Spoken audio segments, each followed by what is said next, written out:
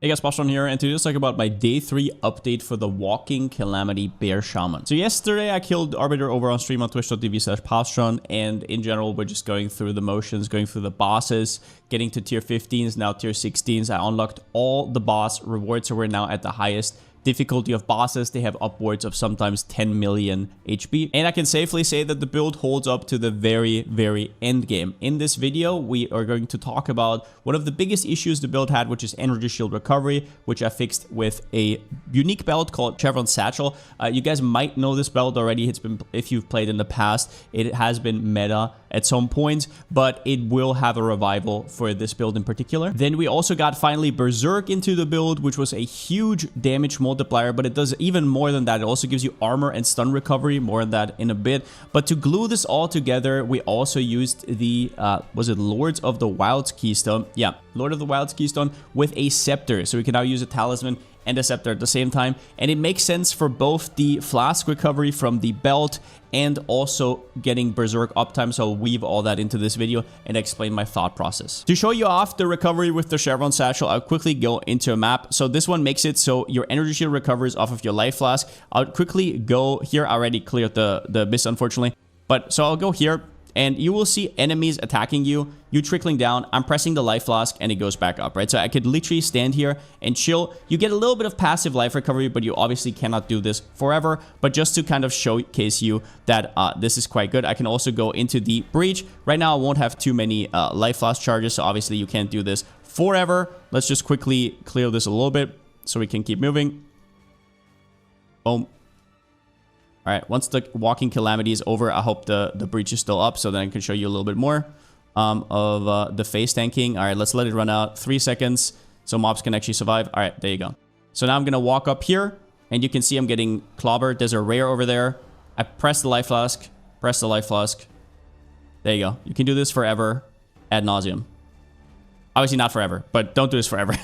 But you get what I mean. Now let's get into the meat and potatoes here. The recovery on this build was a little bit of a hassle, right? Like you have with endurance charges up 2.7k. So in endgame, we're going to have around about 5k total HP, which is very potent, especially compared to some only life builds. And I really do like the hybrid playstyle here. But how do you get your energy shield back? Well, it's with Chevron Satchel. And this belt basically makes it so that your life flask now applies to both your life and your energy shield. That's important. It still does also apply to your life. Now, in order to make this belt work, you want to scale some form of life recovery from flasks, which is very specific. On the left side, unfortunately, there's only 2 points here with 10% each, but you can get a little bit more. But the only way to do that is with a scepter, and I'll explain why in a bit. But Herbalism 2 normally costs you 30 spirit and 50% increased recovery from life flasks while a supported skill is active. This one is absolutely ridiculous, so we get a total of 70%. Now, the second thing that's important is you need to change your life flask. If you do not have an instant life flask, that will mean that you cannot recover. I won't go into the details here, but the way recovery works in PoE 2 with a life flask is it stops at full, and so if you're at full life, you can't really press it, and you don't want that if you're only your energy shield gets hit, right? So you want a 50% reduced amount, instant recovery, ultimate life flask. Charges gained, whatever the second thing is not that important, but these are quite cheap. And right now you can see 552 recovery, and this will be scaled by 1.7 with the increased life recovery, and then we also have a little bit more. It's round about 1000 ES and life whenever you press this button. Another thing that I did on the build is I got a life on kill jewel, which is right here. Recover 2% of maximum life on kill. If you can get other good stuff on there, that's great. As far as I know, it only drops on Sapphire, and you can also get energy shield or increased damage. Do not skip out on this one. It's so cheap and so effective. It will literally change your life, especially when it comes to stuff like Breach and Abyss. Then you will see we got a new aura in town, which is Berserk. Grants 66% increased rage effect. This goes up to 70, and it is ridiculous. Rage effect, if you do not know, is not just the inherent more damage. So for example, right now on my main hand, I have 65 rage, right? So I go 65 times 1.66. In total, I get 107% more damage from my rage. And yeah, a good chunk of that comes from Berserk. It also scales other effects. For example, Mystical Rage. The increases to spell damage from 2% will go to 3%. Because you have that 50% effect breakpoint. So that is also a big deal. That's another 65% increased damage that you get on top. Also, Vengeful Fury gives you armor per rage. This one will not get scaled, to be fair, because it is a 1%er and it doesn't, if you had 100%, it would scale. But there's another Annoyed that will scale. Every rage also grants 2% increased stun threshold. This one will go from 2 to 3% with the rage effect, giving you a total of 3 times 65, 195% stun threshold. Now, this Annoyed is a little bit more expensive. If you press Alt, you can see Despair, Fear, Suffering. I think I paid around about 90 Exalt whenever that was. And it is all the worth it. Like, you're gonna get stunned so much less. So Berserk is crazy, but you might have noticed lose 0.1 of max life per rage per second while not losing rage, which is always, we're never losing rage. So that means we have to fight against 6.5% degen, which is not that easy, but once again, with the Sceptre Tech, which we'll go over, we get Vitality 2, which gives us 2% maximum life per second. We also pick some of these starting nodes right here, 0.2%. I path through here and unspec everything I have on the side. I also get the 5% of damage taken recouped as life. And otherwise, I go down here and take the stand ground. This is only up while you're stationary. But as you can see right here, even when I'm moving, I'm barely degenning it. Like, you will barely notice it. And here or there, you just press the flask and it's back to full anyways. All right, let's talk about the scepter in the room, though. This is the most important thing, holding all the things together that I just talked about. With the Lord of the Wild Keystone, you're able to equip a scepter while still having a talisman.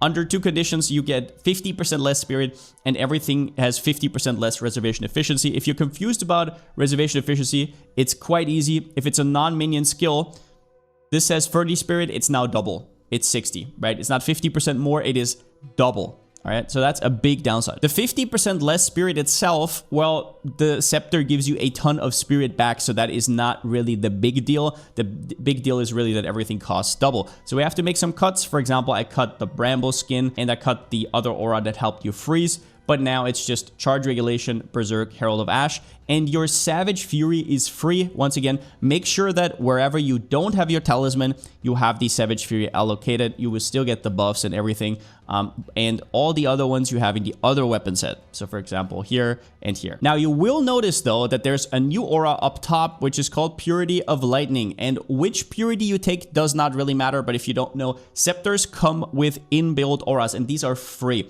So Purity of Lightning gives you increased lightning resistance. If you don't know, getting quality on your scepter gives that aura a buff. So for example, you can see 14 quality right here. It goes from 39 to 44 lightning res, and this helps a ton with gearing. So that's nice, right? But why am I going for a resistance aura instead of one of the more offensive oriented? The reason is this. This bug, or is it a bug or not, I'm not really sure, has been in the game for a while. So at this point, I don't know, maybe it's like a feature. If you have a Purity of Lightning, Fire, or Cold, you can use supports here, and these are all going to be free. So you can look over right here. Clarity 2 normally costs 20 spirit. This one costs 40, 20, 30, but they're all free because it's a purity. If you have something like a Malice or a Discipline, this will not work. So this means that I get 50% regen, 2 life regen, 50% life recovery, and also completely fix my accuracy just with the implicit of the scepter. When it comes to the scepter, what you're looking for is as much increased spirit as possible. This is a terrible, terrible scepter. You can get upwards to 190 spirit if you want to. And with the talisman right here, the idol, rabbit idol, you also get 10% increased spirit on top if you have more sockets, then even more. And if you can get some strength or mana regen or int or anything like that, then that is even better and highly recommended. For example, if I got the mana regen right here, so I was able to remove the mana regen on one of my rings to get some rarity. So here again, as a quickie, you need at least 360 spirit. That one gets cut in half by the keystone, so you're left with 180 spirit, which you will need because of the 50% less reservation efficiency. And at the end, you can have 3 auras with 30 spirit, which are going to be these down here. Charge Regulation, Berserk, Herald of Ash, and Savage Fury is going to be in your offhand. Purity of Lightning is free. You get all these supports. That's the TLDR. Now, how do you get those 360 spirit that I just mentioned? Well, you start with 100, so you need an extra 260. In total, you could get upwards of 310, but that is wasted. So it just depends on where your gear is lacking. So for example, my scepter is pretty bad, so I need to compensate with my body armor or my amulet. My amulet is not great either. I only have 39 spirit. I could have upwards of 50. And so this is the first source. The biggest source is the scepter. Then the amulet and the body armor can also give you quite a bit. Now I'm using a Warrior Invictus, which gives me a certain amount of spirit per socket filled. Do note that on a normal rare body armor, you can also get upwards of 50 to 60 spirit. For example, this body armor, which has spirit, quite good energy shield and armor as well. If you want a Warrior Invictus though, which is I guess the easier part, depending on what the prices are, you really want to get that spirit first, and afterwards maximum life is really good. And then there's also elemental res or chaos res. Both are premium. Stun threshold is also okay. If you don't know, this is the body armor that drops from Arbiter, and it comes with 3 different abilities that all depend on how many sockets are filled. So for example, this one has like life regen, life, res, and whatnot.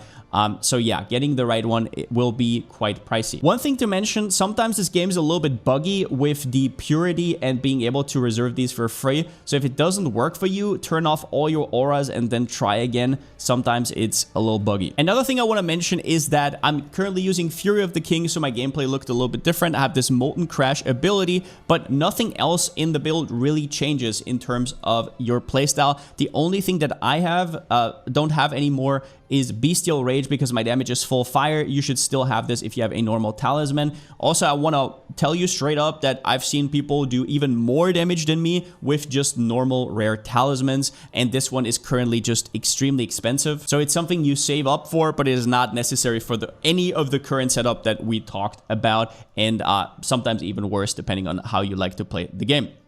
Otherwise, you can see that my tree changed a little bit. I already talked about the regen nodes right here that I make Berserk work with, and some things have to give. For example, I respect out of this cluster, I respect out of a Bestial Rage, as we talked about. Another source of life regen is right here from the shapeshifting.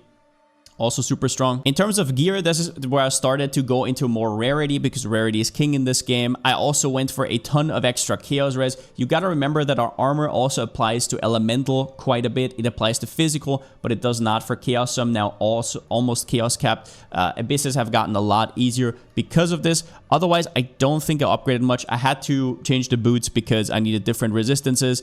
But yeah, do not forget the life flask when it comes to the belt, otherwise it won't work. But that's about all I got for today. Definitely make this belt scepter setup. If you have some questions, come over on twitch.tv/Palsteron. I'm going to help you out there. But overall, the build is now a very well-oiled machine, and I'm just absolutely farming. There will most likely be another update video where I do some fine-tuning, and after that, I'm going to drop the full build guide and also a written guide over on Max Roll. So do look out for that as well. But yeah, other than that, since I still don't have a slogan, see you next time.